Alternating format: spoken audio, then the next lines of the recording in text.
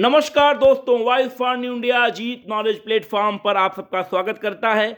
आज की current affair analysis में हम 9 जनवरी को मनाए गए राष्ट्रीय प्रवासी दिवस के बारे में परिचर्चा करेंगे। We will look into the different interlinking aspect of the Pravasi Bharatiya Divas and we will also look into the role of diaspora going to play in the current dynamics of Joe Biden as the new president of USA and the prominence position for Indian origin Americans into the Joe Biden administration। तो दोस्तों, 9 जनवरी को प्रवासी भारतीय दिवस मनाया जाता है। इसके पीछे का इतिहास यही है कि 9 जनवरी 1915 में भारत राष्ट्र के सबसे बड़े प्रवासी जो हमारे राष्ट्रपिता का गौरव दर्जा पाए, वो महात्मा गांधी साउथ अफ्रीका से मुंबई वापस आए और जिन्होंने भारतीय राजनीति या भारतीय स्वतंत्रता संघर्ष के आंदोलन को एक ऐसे वाटरशेड एस्पेक्ट में बांट दिया और आज जो आज़ादी है उस आज़ादी में उनका contribution one of the prominent contribution रहा। तो इसीलिए महात्मा गांधी के इसी आगमन को एक राष्ट्रीय प्रवासी दिवस के रूप में मनाया जाता है, ताकि उन सारे प्रवासी भारतीयों को इस बात से मतलब कि झकझोरा जा सके, उनको मोटिवेट किया जा सके देयर ओरिजिन नेशन में पार्ट एंड पार्सल बनना डेवलपमेंट स्ट्रेटजी और डेवलपमेंट हिस्ट्री में।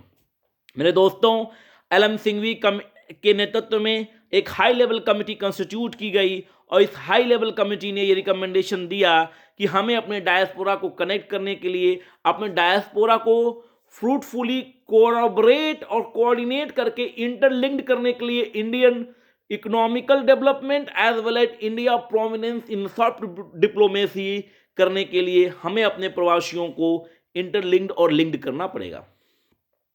तो ये एस्पेक्ट था और इसी रिकमेंडेशन पे एलएम सिंघवी कमेटी के रिकमेंडेशन पे 9 जनवरी 2002 में विज्ञान भवन में अटल बिहारी वाजपेयी जी ने डिसाइड किया, डिक्लेयर किया अटल बिहारी वाजपेयी गवर्नमेंट ने कि हम 9 जनवरी 2003 से राष्ट्रीय प्रवासी दिवस मनाएंगे। राष्ट्रीय प्रवासी दिवस जो मनाया जाता है दोस्तों, इसमें एक चीफ गेस्ट होते हैं जो इंडियन डायस्पोरा ओरिजिन के होते हैं और पार्ट एंड पार्सल किसी भी वर्ल्ड एस्पेक्ट कंट्री के हो सकते हैं। दूसरा, इसका जो इनॉग्रेशन होता है प्राइम मिनिस्टर ऑफ इंडिया करते हैं और एक प्रवासी सम्मान दिया जाता है जो प्रवासियों को सबसे दिए जाने वाले सम्मानों में सबसे बड़ा सम्मान है, ये राष्ट्रपति के द्वारा दिया जाता है दोस्तों।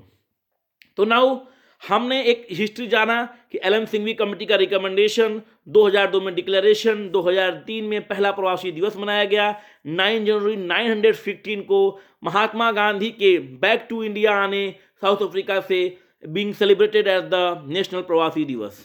तो हमने अभी तक जो रिक्वायर्ड हिस्टोरिकल लिंकेजेस को क्रिएट किया। Let me now give you a further dynamics and further perspective of why this Pravasi Bharati, why this diaspora is important to India.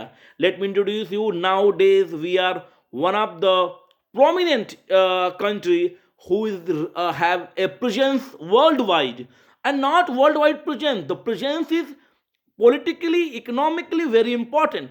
For example, let even this recently Kamala Harris became the first American woman to become the vice president of America, and you all aware about that. The Kamala Harris has got one of the linkages to the Indian origination because her mother belongs to India. So see, this particular diaspora is in what position? Now the Joe Biden administration has got 20 prominent Indian origin Americans into their administration. See, if we are able to link, if we are able to give importance to our diaspora, how this particular diaspora presence in American administration right now can help India in its development as well as its soft diplomacy, and it's a very much needed required number of international issues and affairs that can India chalked out very easily with the help of America, United States of America. The nuclear deal and India getting support of Japan, France is one of the fundamental aspects behind the success of nuclear deal that is being signed by Manmohan Singh and American president. तो आपने ये देखिए कि this is the important, that is why diaspora need to be connected. Or this particular aspect has got a very, you can say this is a policy of multidisciplinary advantage to India. And that is why diaspora is of utmost important to us. And this is the logic, and this is one of the fundamental aspects why we started celebrating the Rashtriya Pravasi Divas. And you can see one of the hurdle exactly when we had talked about the Indian intelligence and Indian skill power, brain drain concept. That one of most of the doctors, most of the top engineers, they are all of Indian origin and they are not able, they didn't get the proper environment and proper infrastructure in India and they move out of the country, and this is being labeled as brain drain.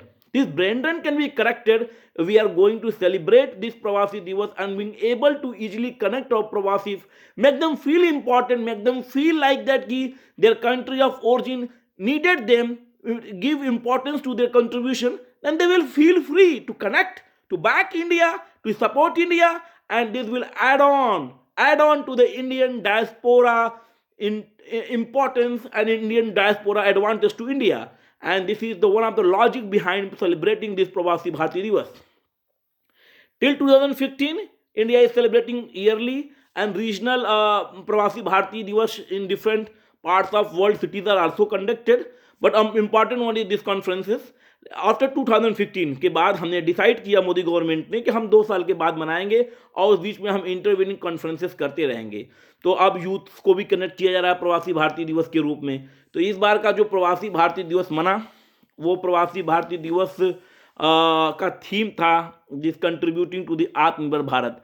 किस तरह से हम diaspora को आत्मनिर्भर भारत में connect करा के आत्मनिर्भर भारत में डायस्पोरा के एडवांटेज को फॉरसी कर सकते हैं, उसके द्वारा हम आत्मनिर्भर भारत की संकल्पना को आगे बढ़ा सकते हैं. तो सूरीनेम के राष्ट्रपति चंद्रकांत प्रसाद संतोखी इस बार के चीफ गेस्ट रहे और प्रवासी भारतीय दिवस में ये सारा एस्पेक्ट रहा. तो आशा करता हूं कि प्रवासी भारतीय दिवस की कंसेप्शन को समझाने में मैं सफल रहा हूँगा. और नाउ हम दूसरे बात की बात करते हैं. हमने 24 जनवरी को राष्ट्रीय बालिका दिवस मनाया. इस बार का राष्ट्रीय बालिका दिवस national girl child day ministry of women and child development के द्वारा मनाया जाता है. और गर्ल चाइल्ड के प्रति जो एक इनइक्वलिटीज़ हैं ट्रीटमेंट को, उनको करेक्ट आउट करने के लिए, अवेयरनेस फैलाने के लिए, to create in society this all sorts of positive support for the girl child, this national girl child day in India celebrated on 24 January. और इस बार का फोकस था चाइल्ड सेक्स रेशियो को करेक्ट करना, हमारा फोकस है. और नाउ थर्ड एस्पेक्ट आज हम जो बात करने वाले हैं, नेशनल वोटर्स डे. 25 जनवरी को नेशनल वोटर्स डे मनाया गया, राष्ट्रीय मतदाता दिवस. इसकी लेगेसी क्या है? 25 जनवरी 1950 में national election commission of India constitute हुआ. इसी को सेलिब्रेट करते हुए वोटर्स को मोटिवेट करने के लिए to take part in the election process, to make the first time voters get enlightened about the right to vote and make them participative in the Indian development democracy. This National Voters Day has been celebrated from 25th of January 2011 for the first time, and now we are celebrating it. Election Commission is a constitutional body. Election Commission part 15 में article 324 से 329 ए के बीच में पूरा एक election commission का पूरा एक constitutional setup है. और इलेक्शन कमीशन 3 मेंबर बॉडी होता है. एक चीफ इलेक्शन कमिश्नर होता है, 2 इलेक्शन कमिश्नर होते हैं. सुनील अरोड़ा जी जो हैं इसमें वर्तमान में चीफ इलेक्शन कमिश्नर हैं. तो नेशनल वोटर्स डे मनाने का मेन पॉइंट, ये जो ओरिजिनेशन है वो इलेक्शन कमीशन के कॉन्स्टिट्यूशन ऑफ द डे जनवरी 1950 को 25 जनवरी 1950 को भी कंसिडरेशन में लेता है. और इलेक्शन कमीशन कंडक्ट करता है election of president, vice president, parliament and state legislative assemblies. तो हमने आज के इस करंट अफेयर एनालिसिस में जनवरी महीने के 3 इंपॉर्टेंट डेज के बारे में एक इंटरलेक्टिंग पर्सपेक्टिव देखा. हमने देखा प्रवासी भारतीय दिवस 9 जनवरी, हम देखा national girl child day 24 January और national voters day 25 January. So I will keep on coming out with these all innovative videos in a more simplest way to give you a refresher of know about understanding about the different topics in a very most easiest manner. So let me thank you all for listening me. Please support me. Please subscribe and like and follow my channel and help me in building my voice as one of independent, fearless and most you can say acceptable voice to creating and building knowledge. जय हिंद, जय जवान, जय Bharat. Wife for new India जी सबको करता है सलाम.